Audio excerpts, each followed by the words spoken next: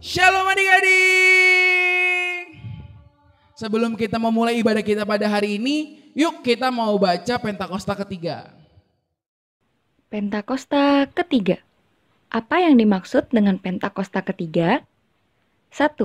Pentakosta ketiga adalah pencurahan Roh Kudus yang dahsyat di zaman ini, melebihi yang terjadi di Azusa Street. 2. Pentakosta ketiga akan mengakibatkan penuaian jiwa yang terbesar dan yang terakhir sebelum Tuhan Yesus datang kembali. 3. Pentakosta ketiga akan membangkitkan generasi Yeremia, yaitu anak-anak muda yang dipenuhi Roh Kudus, cinta mati-matian kepada Tuhan Yesus, tidak kompromi terhadap dosa, dan akan bergerak untuk memenangkan jiwa. 4. Pentakosta ketiga lahir di Indonesia dan bergerak ke bangsa-bangsa. Gerakan ini dari timur ke barat dan akan kembali ke Yerusalem. 5. Pentakosta ketiga akan memberikan kuasa untuk menyelesaikan amanat agung dan setelah itu Tuhan Yesus datang kembali. Terima kasih adik-adik sudah membacakan Pentakosta ketiga. Kita akan membacakan Mazmur 91. Mazmur 91 ayat 1 sampai 16. Dalam lindungan Allah, orang yang duduk dalam lindungan yang maha tinggi dan bermalam dalam naungan yang maha kuasa akan berkata kepada Tuhan, tempat perlindunganku dan kubu pertahananku, Allahku yang kupercayai. Sungguh, dialah yang akan melepaskan engkau dari jerat penangkap burung, dari penyakit sampar yang busuk. Dengan kepaknya ia akan menudungi engkau, di bawah sayapnya engkau akan berlindung, kesetiaannya ialah perisai dan pagar tembok. Engkau tak usah takut terhadap kedahsyatan malam, terhadap panah yang terbang di waktu siang, terhadap penyakit sampar yang berjalan di dalam gelap, terhadap penyakit menular yang mengamuk di waktu petang. Walau 1.000 orang rebah di sisimu dan 10.000 di sebelah kananmu, tetapi itu tidak akan menimpamu. Engkau hanya menontonnya dengan matamu sendiri dan melihat pembalasan terhadap orang-orang fasik. Sebab Tuhan ialah tempat perlindunganmu, yang maha tinggi telah kau buat tempat perteduhanmu. Malapetaka tidak akan menimpa kamu, dan tulah tidak akan mendekat kepada kemahmu. Sebab malaikat-malaikatnya akan diperintahkannya kepadamu untuk menjaga engkau di segala jalanmu. Mereka akan menatang engkau di atas tangannya, supaya kakimu jangan terantuk kepada batu.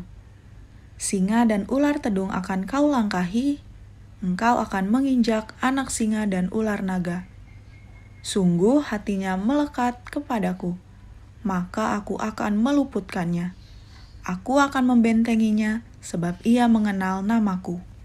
Bila ia berseru kepadaku, aku akan menjawab. Aku akan menyertai dia dalam kesesakan, aku akan meluputkannya dan memuliakannya. Dengan panjang umur akan kukenyangkan dia, dan akan kuperlihatkan kepadanya keselamatan daripadaku. Terima kasih adik-adik sudah membacakan Mazmur 91. Sebelum kita memulai ibadah kita hari ini, mari kita bersatu di dalam doa. Terima kasih Tuhan Yesus untuk hari ini Tuhan. Kalau kami boleh Tuhan sama-sama berkumpul di tempat ini Tuhan Yesus tanpa kurang suatu apapun Tuhan. Biarlah kiranya Tuhan, kami mau sama-sama memuji, menyembah Engkau Tuhan lebih sungguh-sungguh lagi Tuhan. Biarlah adik-adikmu Tuhan semakin cinta lebih lagi Tuhan sama Engkau Tuhan. Karena kami mau Tuhan Yesus datang kepadamu Tuhan. Terima kasih Tuhan Yesus. Ayo adik-adik kita akan nyanyikan lagu datang.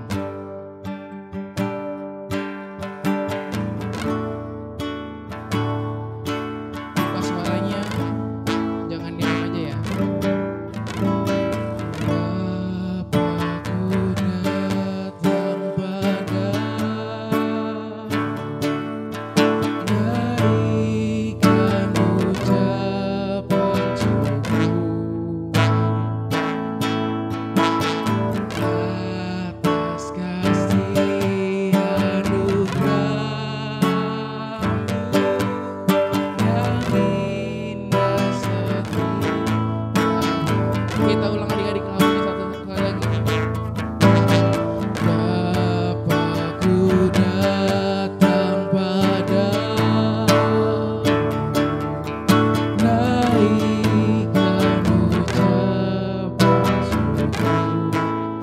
lebih sungguh-sungguh lagi katakan atas kasih anugerah-Mu yang indah setiap.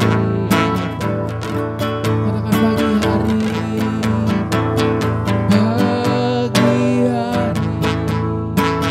siang hari, sore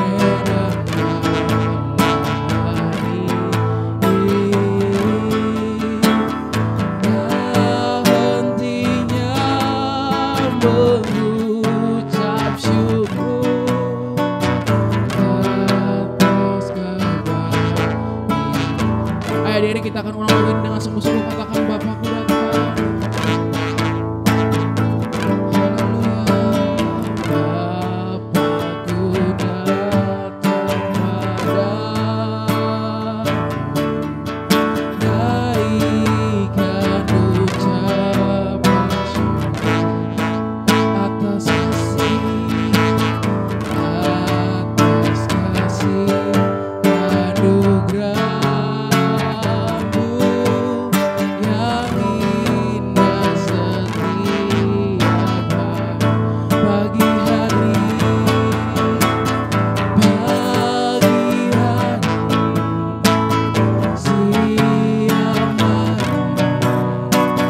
sore dan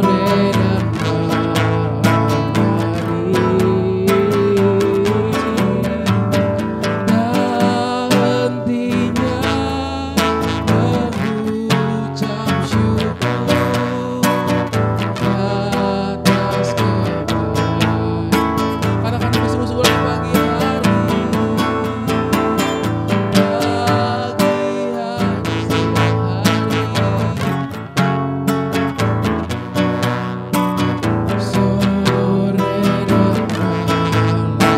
hari, sore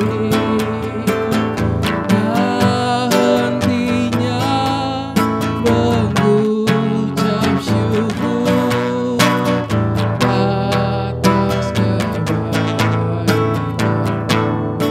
atas kebaikan-Mu, atas kebaikan. Katakan sekali lagi, atas kebaikan.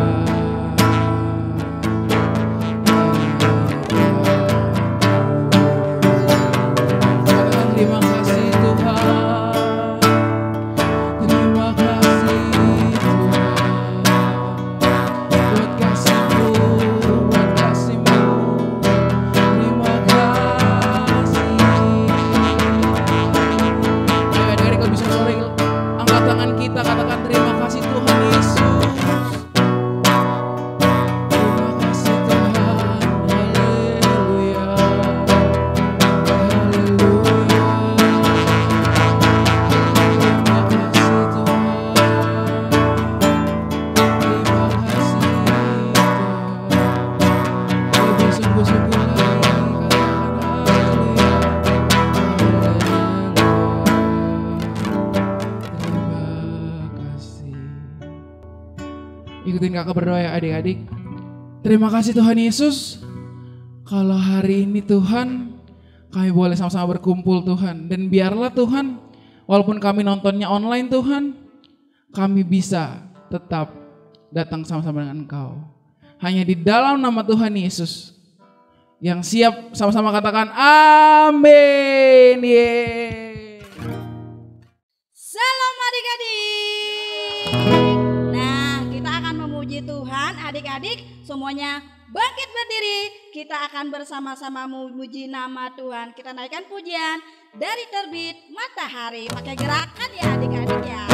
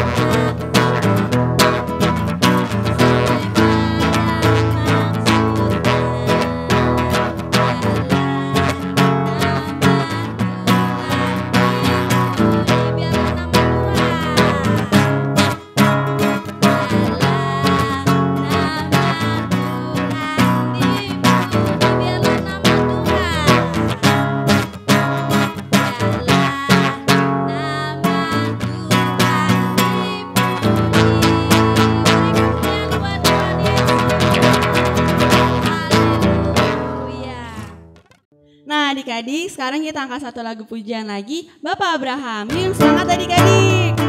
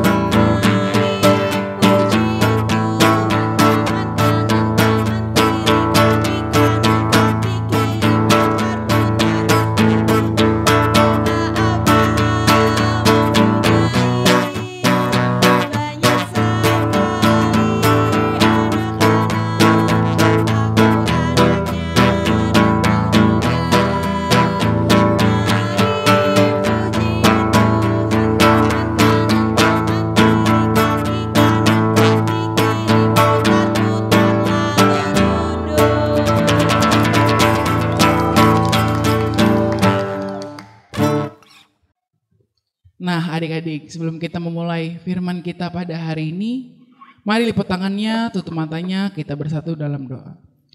Terima kasih Tuhan Yesus, kalau kami boleh Tuhan hari ini Tuhan, sama-sama memuji, menyembah Engkau Tuhan Yesus. Dan sekarang Tuhan Yesus, kami akan mendengarkan sedikit dari firman-Mu Tuhan.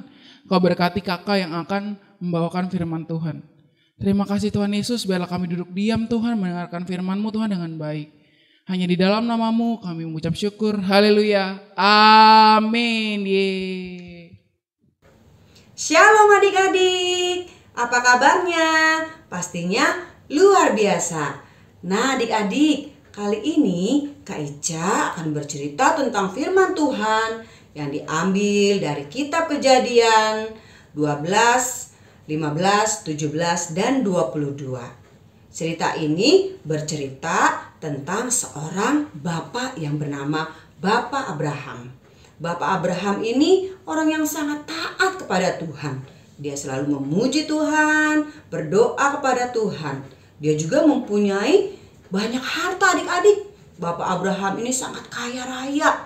Dia mempunyai harta, dia mempunyai ternak yang banyak. Dia juga mempunyai pelayan-pelayan yang banyak adik-adik. Bapak Abraham ini mempunyai seorang istri yang bernama Ibu Sarah. Walaupun mereka berkelimpahan harta, tetapi mereka masih sedih adik-adik. Kenapa sedih? Karena mereka belum mempunyai anak. Sedangkan Bapak Abraham pada saat itu sudah berumur 100 tahun adik-adik. Dan Ibu Sarah berumur 90 tahun.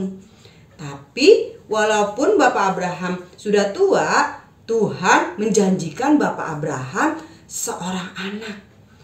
Tuhan memanggil Bapak Abraham.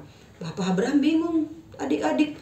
Bagaimana mungkin Tuhan, sedangkan aku sudah berumur 100 tahun. Tidak mungkin aku mempunyai seorang anak.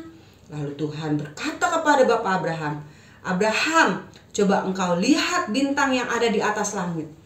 Begitu banyaknya bintang di langit, begitu juga aku akan memberikan engkau keturunan. Bapak Abraham bingung adik-adik. Tapi karena Bapak Abraham percaya akan janji Tuhan, dia mengikuti apa kata Tuhan. Lalu suatu hari Ibu Sarah hamil adik-adik. Dia akan mempunyai seorang anak.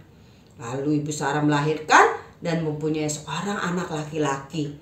Anak laki-laki tersebut diberi nama Ishak. Abraham sangat bersuka cita adik-adik. Karena apa? Dia mempunyai seorang anak yang dijanjikan oleh Tuhan.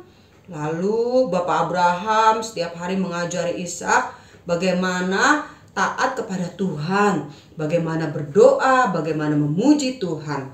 Lalu adik-adik, suatu saat Tuhan menguji Bapak Abraham kembali adik-adik.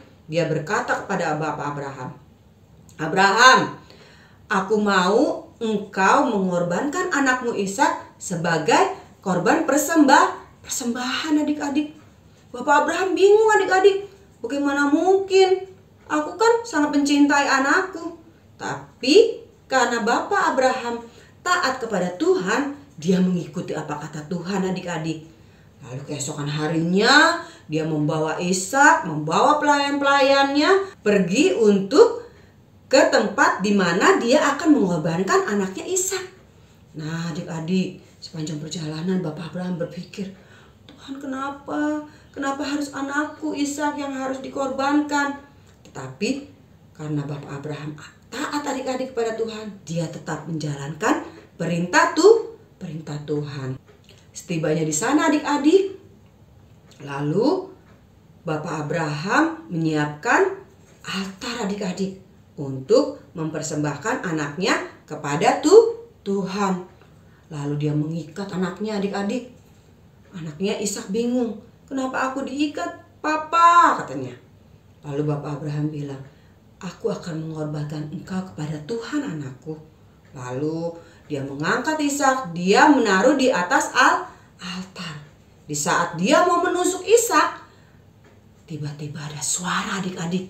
Suara itu berkata, Abraham, Abraham, jangan kau sentuh anakmu itu, tapi coba kau lihat di semak-semak. Lalu Abraham penasaran adik-adik, suara siapa itu? Ternyata itu adalah suara malaikat adik-adik. Lalu Bapak Abraham melihat di semak-semak. Ternyata di balik semak-semak itu ada seekor domba adik-adik. Lalu Bapak Abraham menangkap domba itu. Dia menggantikan anaknya kepada domba itu. Dia tukar adik-adik. Dia lalu menaruh domba itu di atas altar. Bapak Abraham sangat senang banget adik-adik. Ternyata Tuhan hanya menguji Bapak Abraham. Apakah Bapak Abraham taat atau tidak? Nah adik-adik, dari sini kita bisa belajar loh adik-adik. Dengan ketaatannya Bapak Abraham. Kalau kita taat kepada Tuhan, kita pasti dibenarkan. Nah, kita harus belajar nih adik-adik. Kayak Bapak Abraham ini tuh adik-adik. Bapak Abraham sangat setia kepada Tuhan. Nah, sampai di sini dulu ya adik-adik. Kak Ica bercerita tentang firman Tuhan. Sebelum Kak Ica tutup, kita mau berdoa ya adik-adik. Kita lipat tangan, tutup mata. Kita mau berdoa kepada Tuhan. Bapa yang baik, terima kasih kalau kami pada hari ini sudah belajar tentang ketaatan Bapak Abraham kepada Tuhan yang dibenarkan oleh Tuhan melalui iman Bapak Abraham. Dan biarlah Tuhan di dalam kehidupan kami juga sehari-hari kami dapat belajar melalui ketaatannya Bapak Abraham. Terima kasih Tuhan Yesus, hanya di dalam nama anak-Mu Tuhan Yesus Kristus kami yang sudah percaya dan mengucap syukur. Haleluya. Amin. Nah adik-adik, ibadah kita sudah selesai. Terima kasih adik-adik. Jangan lupa minggu depan bergabung lagi untuk beribadah ya adik-adik. Terima kasih. Tuhan Yesus memberkati.